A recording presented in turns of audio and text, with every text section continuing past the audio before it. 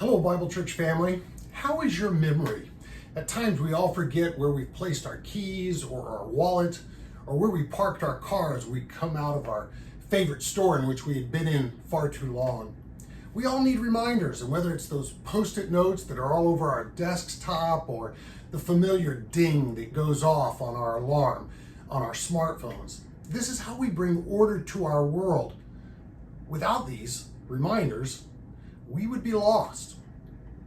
But remembering is not simply about greater efficiency or productivity. We also want to remember in order to celebrate significant historic events and to honor the people who acted admirably during those events. That's why towns put up memorials and statues so that they can commemorate those who served their community well.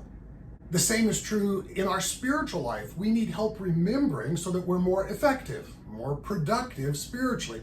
This is what the Bible calls fruitful. We need to remember so that we can continue to be fruitful. We also need to remember so that we can honor the significant events of our faith. The psalmist sung these lyrics, Psalm 105. He said, "Remember the wondrous works of God, his miracles and the judgments that he's instituted." Over and over again throughout the scripture, we're told to remember the deeds of the Lord.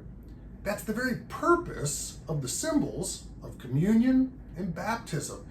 They are pictorial representations of Christ's sacrifice that remind us of all that God has done for us through Christ, his goodness to us and his faithfulness. In fact, when Jesus instituted communion, he said, "Do this in remembrance of me." So a primary function of our gathering together weekly in worship is remembering the Lord's goodness to us, his faithfulness to us, celebrating who he is so that we can continue to be fruitful in our lives. Think with me here.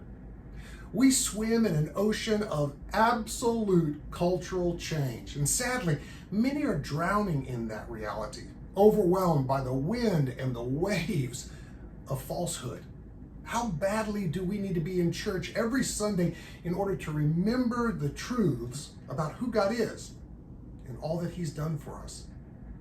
Many go swimming in the summertime. Imagine never taking a break while swimming, never resting on the edge of the pool to catch your breath, never coming out of the water at the beach in order to relax on the sand. We would grow exhausted after a while. And that's what it's like to skip church. When we skip church, we skip out on the refreshment brought by remembering the truth of God.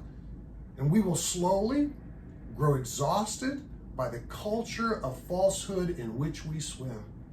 I'll be very vulnerable with you. There are weeks in worship in which the grace of God is so strong that I have the experience of being saved for the very first time. It's like remembering all over again all that God has saved me from, the sin he saved me from, and remembering all that God has saved me for, the life that he's calling me to.